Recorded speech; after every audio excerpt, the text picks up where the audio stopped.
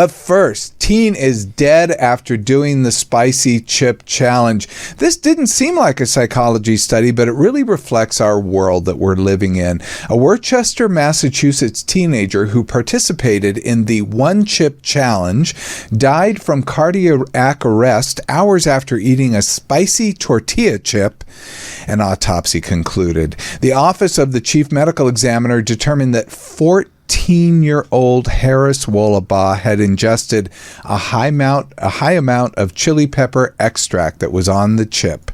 The 14-year-old died back on September 1st, 2023, and the chip maker Paqui, P-A-Q-U-I, pulled the product from the store shelves days after his death. Now, if you look at, you can't see it if you're listening to the podcast, but in the video, we put up a picture of the one chip challenge. It's literally a box with one chip in it, but the box is shaped like a coffin with a skull on it. So it's just really a little bit ominous. Harris Wollabaugh had a cardiopulmonary arrest. He had a heart attack, essentially, in the setting of a recent ingestion of food substance with high capsaicin concentration. Capsaicin is the chemical that's in chilies. It's the thing that kind of burns. So he also had an enlarged heart and a congenital heart defect, which I don't know if was known to him beforehand, but I'm telling you, if you knew about that particular thing at 14, would that stop you from eating a spicy chip? I don't think it would stop most people, because they wouldn't even think of it, especially a kid, and this was done at school.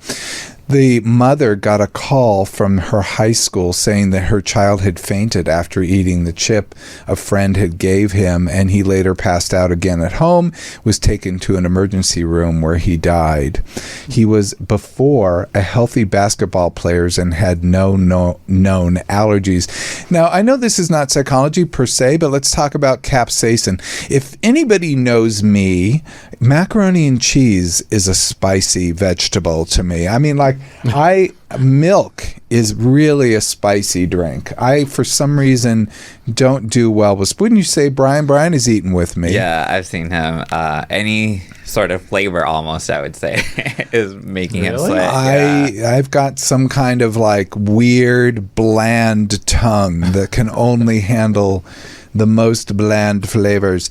But I know this is definitely a problem. I mean, when I lived in Texas, especially when I lived in Austin, where everything has chili peppers in it, it was the wildest thing. I could barely eat anything, but I loved everything there. So I don't know how to square it. I would just sweat a lot. But capsaicin is what makes chili peppers spicy, and the level of capsaicin in a given product is measured in Scoville heat units. I didn't know this. Is this in the Hot Wings challenge? Do they talk about Scoville heat units? I don't know if they go in that deep into it, but Scoville. So the tortilla chips in the one chip challenge are made with two of the hottest chili peppers known, with Scoville heat unit ranging between 1.4 million and 2.2 million. And for comparison, jalapeno peppers, which I definitely can't eat, jalapeno peppers only have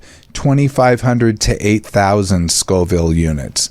So it's not even comparable how much hotter these are.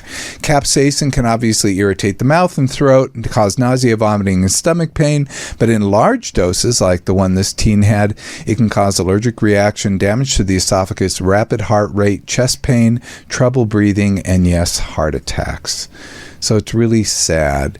Now, this reflects a psychological phenomenon, though. You know, these TikTok challenges reflect that are dangerous, like the Tide Pod challenge, I think might fit into this. They reflect something called the lemming effect. Now, you guys, if you've heard of lemmings, you know lemmings. No, I haven't. Oh, I like lemmings with tea. Yes.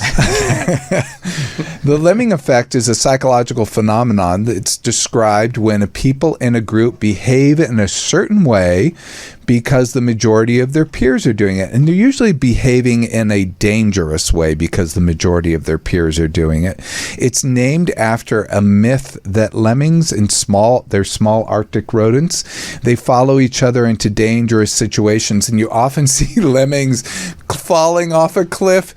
And our Tony just put up an amazing graphic of people all falling off a cliff, which is labeled the lemming effect. Yes.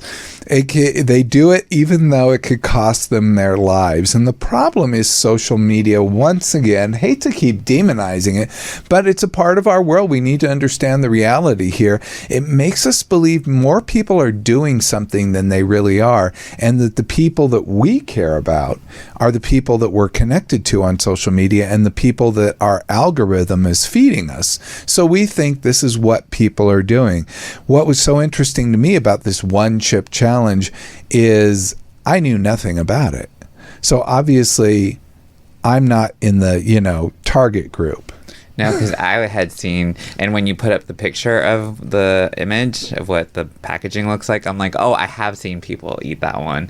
Like, I've watched videos of people doing it. There's a couple I watched them, they did it, but they had like glasses of milk, bowls of ice, like all these like things to help after they've eaten the chip, and they look like they're going through hell whenever they're eating it, like crying, snot. So they look like they're throwing up. Yeah.